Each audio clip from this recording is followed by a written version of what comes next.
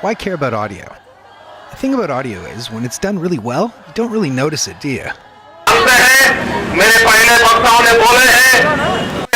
However, when it is not, it's not only patently obvious, it's also very distracting, taken away from the actual story.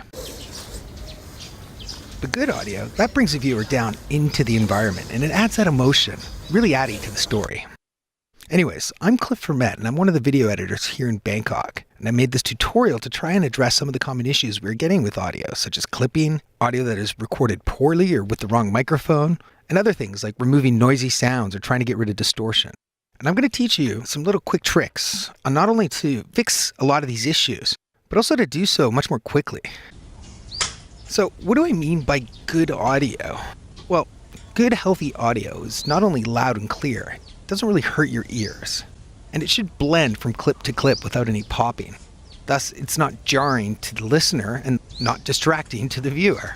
It should be as loud as can be without distorting, and the aim of every video editor should be to kind of put out good audio. But one thing I do want to make clear, good audio is not only easy to achieve, it actually is a lot quicker if you follow these steps. In order to fix this, you got to get to know Sony Vegas and what it can do. And I just want to go through some of the tools Vegas actually has under the hood for you to better understand what is happening with the bad audio and make it that much easier to fix. But first, you kind of need to set up your user interface in such a way to make it easy. First of all, as we open Sony Vegas, the first thing you should have is the audio mixing meter, the master mixing meter in the top right. If you don't have that, it's pretty easy to put in, and we can just do that here. So you can actually save your desktop as a preset, so it'll always open in that way. That meter is super essential, and I'll tell you why. Not all headphones are made the same, and different volumes on different parts of your computer can actually reduce the volume, making you believe that either the audio is too loud or too low. First of all, and I'll get back to this later, but I do want to set up your filter presets. What you want to do on each timeline, there's track 1 and track 2 for audio. You want to click the filter button, and there should be 3 filters listed already as presets. I want you to press the compressor chiclet, and once you click the compressor button, you're going to see a bunch of numbers and sliders. Without saying too much about it right now, what I want you to do is plug in the numbers as I have them here. And you don't have to name it Rafaga, you can name it whatever. Change the name and then click the little disk icon to save it. Okay, once you've done that, let's close the window and set that up. Basically, the first thing I do when I open a project, I will click the timeline preset buttons and choose Rafaga for each one. I'll also make sure that the master monitor is right there, and then I usually add the clip into the timeline. But even before I'm playing it, once it gets into the timeline, I'm looking at it. Looking at your audio waveform will actually tell you a lot more than listening to it. You don't really need to even listen to it to fix a lot of the issues you can see visually. So for instance, immediately you can tell if audio's recorded way too high or way too low. If it's way too high, it tends to fill the color and you don't even see a waveform. And if it's too low, you just see a straight flat line. But I will tell you this, do not trust your ears at this point. Without a consistent proper studio monitor, you are left with your meters to indicate the proper levels. So what you're aiming for is when you're looking at your audio monitors, you want to hit play and you want to see the levels bounce up close to the top, but not with any red coming in. And what that red means is it's clipping. That's audio distortion. We need to avoid that at all costs. So getting back to good audio, the first thing I like to look for when I'm editing is what's called natural sound. Natural sound is a very essential and important part.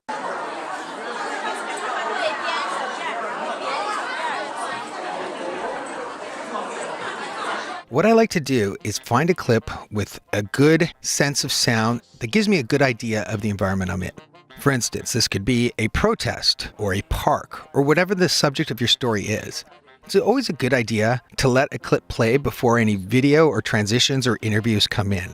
This sort of sets a scene. This is what's called establishing. And what sound is good for is establishing a location and an emotion. Remember, sometimes silence is more emotionally powerful than talking. In a perfect world, you will have a nice 15-second piece of natural sound that the video shooter has recorded for you. This is great as a video editor, for it can help fix a lot of the audio problems that we tend to have. That being said, again, we're not going to get this all the time, so you kind of have to do the best with what you're given. So the first thing I do before I fix any of the audio is I look at the string of clips and I cut them into each scene. We will get a lot of shots of different things, and each camera transition will be each scene. For instance, if you have one shot, you cut that shot and then you find the next transition, cut it there. I tend to use a slice tool, this is S, and I roll the cursor where the transition is and cut it up. Once I have all my clips in the right size, the right length, and the right sequence, I put them on the timeline and then I get ready to do the audio. So a few common mistakes that we need to fix. If the volume is too low and you don't see any waveform, what you do is you highlight all of the audio, not the video. Then I right click on the audio and I'll hit switches and choose normalize. This will bring up all the audio levels, average it to the same volume. This is a super quick, easy way to bring up low volume. One of the other things I like to do is looking at the waveform is making sure that the transitions are not too jarring. And what I do here is I look at the waveform and I try to get the waveforms to match in height. Thus, too high or too low, I bring up and I bring down. Now, I've noticed a lot of people editing their audio using the automation. This is not only inaccurate, it's actually really time consuming. There's a much better and faster way to do this, and this is what's called crossfading. And the way to do this super fast in Vegas, you start at the beginning, make sure that auto ripple is on. It's usually Control L as a standard keyboard shortcut. Next, you want to make sure automatic crossfade is on. That is Control Alt X, but you can also find that in the options menu. I also want to have snapping turned on, and that you can toggle with EFE. I'll take the first clip and I'll overlap it. And I do it for about 0.5, a number that shows up. And I'll keep doing this all along. Yes, I realize that there is a transition or a cross dissolve on the video, but we will fix that at the end. And that is done. That'll give you a nice little small transition, which takes away the popping between clip to clip. Once you've done that, I'll go to the first clip again and pressing 7 and 9, I'll scroll through and I'll hit Control/. This can also be achieved if you right click over top the actual crossfade in the video, move to the top there under transitions and choose Convert to Cut. That's it, done. Now you have a crossfade and you're ready to go. And the other trick that this is really handy to use for is if you want to do a volume drop, especially in the case of a voiceover. The easiest and quickest way to do this, you make sure that you turn the auto ripple off. Again, that's Control L. Go to the spot where you want to have the transition. In other words, where is the place where you want to start speaking, where the volume is lowest? Here, put the cursor over top the spot where you want to do that and hit S. This will cut the clip into two. Again, making sure auto ripple is off. Now you increase or slide the left edge, making sure that the box is on the left-hand side of the cursor. Slide it over for the length that you want the volume reduction to be. Once you've done that, then go to the top, the crossfader, right click, transition, convert to cut. Done. Now with the second clip, you can reduce the clip volume much easier than dealing with automation.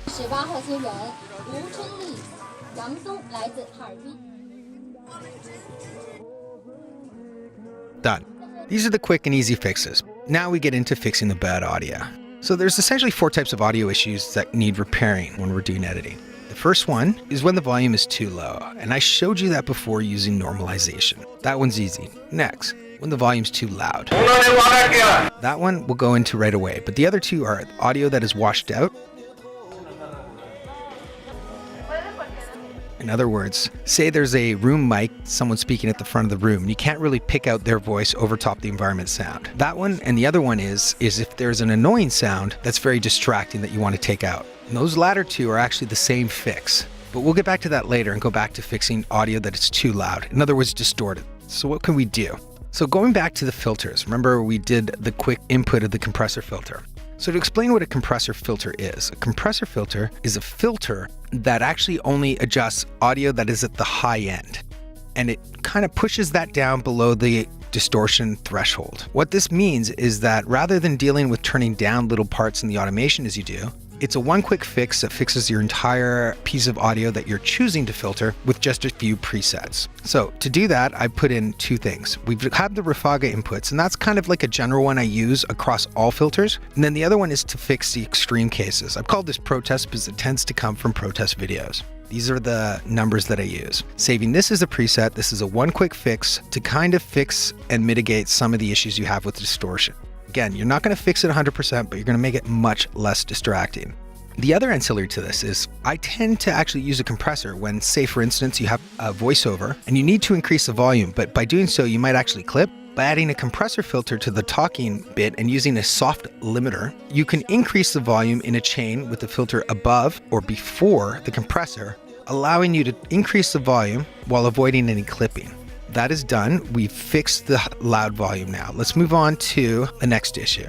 In order to isolate sound, you kind of need a basic understanding of what sound is. So what is sound? Sound is air being pushed at us in a wave at different frequencies. These frequencies are measured in what's called hertz, which literally means a per second. So how many waves are hitting us per second? And that's exactly how sound is measured. So the human ear hears frequencies ranging from about 30 hertz, which is super low bass, to 20,000 kilohertz, which is that really high-pitched squealing. And the human voice sits somewhere in the middle at three basic areas. You have the low end, which accounts for a volume at about 150 hertz.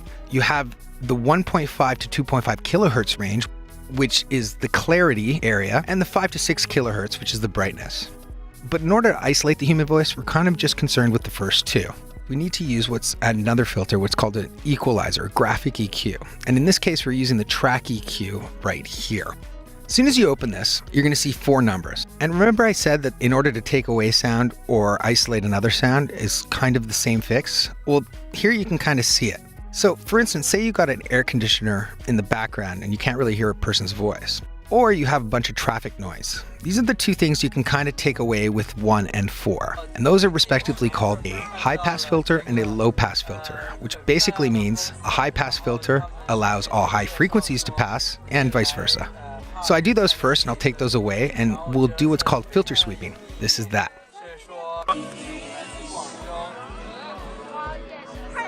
Now, when you finally get rid of those sounds you don't like without affecting the other voices, perfect, you're locked in.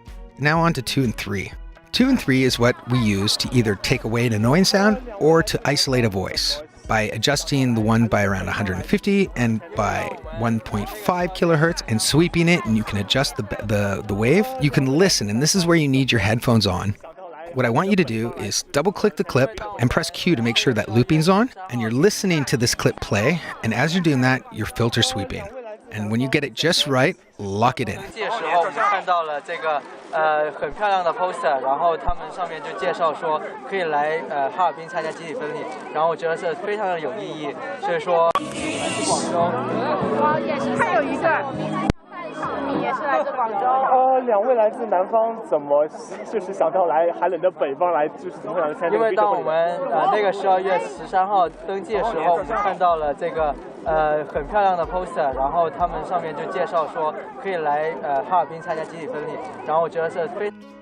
There you go. That's done now too. And finally, the last little issue that I sometimes see. You'll notice that a lot of times the microphone or the voice track is only on one channel, which means it's either in your left ear or your right ear. Now, when we're producing audio, it's not really good to give that to the client on only one channel for the editados scenes. So the quick and easy fix is go to the channel and right-click the one without the sound, right-click on that, choose channels, and if it's channel 1, change it to channel 2. That way it'll mirror the audio of the other channel and give you mono in both ears. O fuera de España, eso es el gusto de las entrevistas, es eso, que no colea por ahí nada. Se habla solo de música, que es lo que queremos. Mucho morbo. Pero bueno, queremos ya, o sea, yo creo que esa fase ya se está acabando y sobre todo que aquí en México o fuera de España, eso es el gusto de las entrevistas, es eso, que no colea por ahí nada. That's it. Anyways, I hope this all helps you work a little faster and your videos are that much better. Again, I'm Cliff Vermette here in Bangkok, and if you do have any other questions, don't hesitate to email me. Thanks very much.